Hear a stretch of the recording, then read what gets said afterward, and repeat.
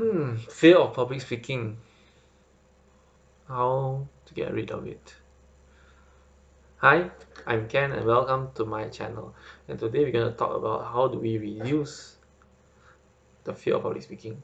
Let's make one thing clear first. There is no way that anyone could 100% eliminate the fear of speaking in public. Even when you talk to the top speakers out there, they will tell you before they go to stage, they will still feel the fear. Even on the stage, they still feel fear. Because when you talk on stage, most of the time the audience are different unless they are the same audience, then you're doing a training or class or teaching.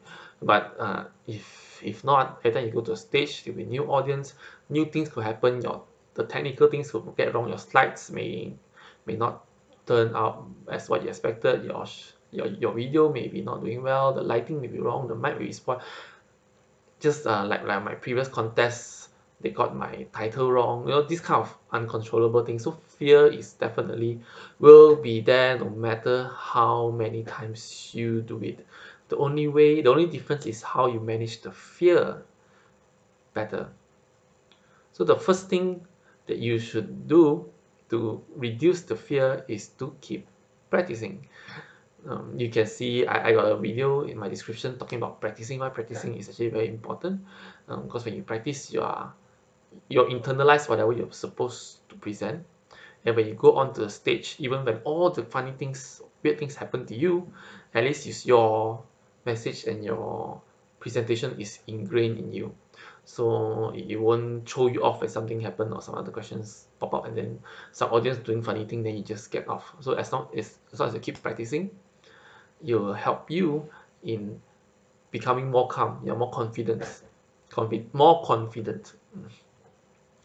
The second thing is what you do before you go on stage. I'm talking not okay. There's two part of what you do before you go to stage. One is the half day before or few hours before. Be careful of what you eat, and be careful of what you drink as well. Make sure you don't eat or drink things that will make your stomach feel bloated. That you will have stomach ache. That's the night before. Don't eat things that will have you stomach ache or things like that. And take care of your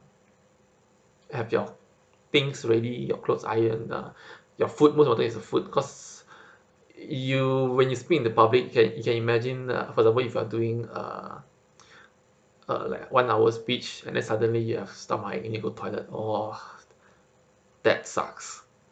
So yeah, before you go to any speaking gigs, so make sure that a few hours before, make sure your stomach is in tip-top condition, and a happy stomach, you will have a happier and more confident speech.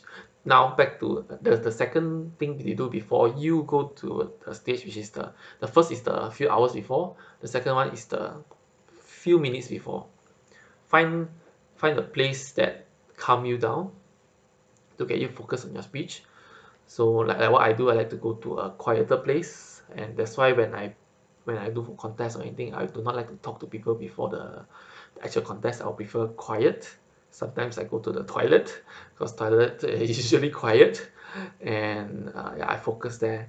And then you ask questions like, what's your intention of going there? What is the purpose of you being on stage? And when you're on stage, are you having fun? I think it's an important question. In fact, this question is being uh, shared by Darren Lacroix, which I share his um, Darren Lacroix, which is the cannot remember which year champion, Toastmasters world championship for public speaking champion. So before he go on stage, he will ask himself these few questions, and the first question is, what is your intent? Second is, are you present?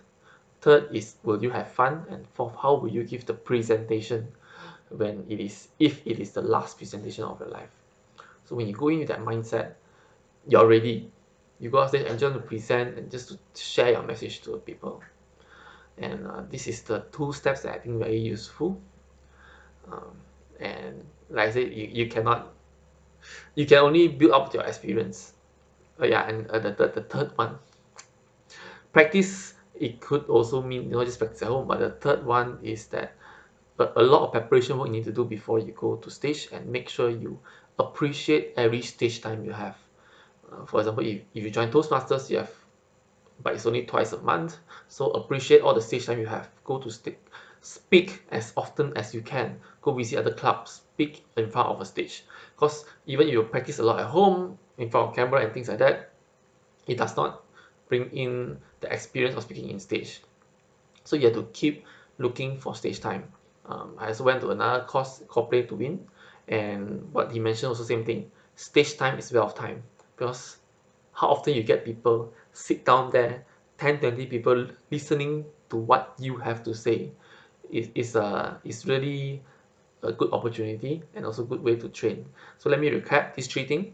First thing is keep practicing, whether in front of mirror or in camera. Second thing, your preparation before the speech.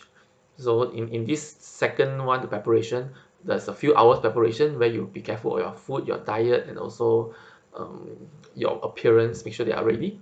And also a few minutes for you to calm yourself down. You can ask these 4 questions, which is what's your intent?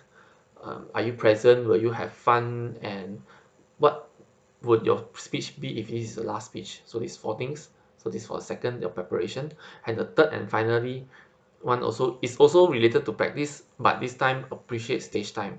Grab every opportunity you have to speak on stage. And all this experience built up will give you more confidence and less error when you're at stage. And with that, of course, when you're more confident, your confidence will push the fear away. It not push the fear away, it will minimize the fear. The fear is always there because the uncertainty and you don't know your condition there, because anything could happen. You may always stumble, but at least your confidence are there and is able to reduce your fear into minimum, and then when you go off stage you're able to share and deliver your message as best as possible to your ability. So I hope this helped, these 3 methods with also the 4 questions you can ask before you go on stage. And if you like what I share, do like my video and also subscribe to my channel to follow me on this journey, and so I can share with you more things in the future. And talk to you soon. Goodbye.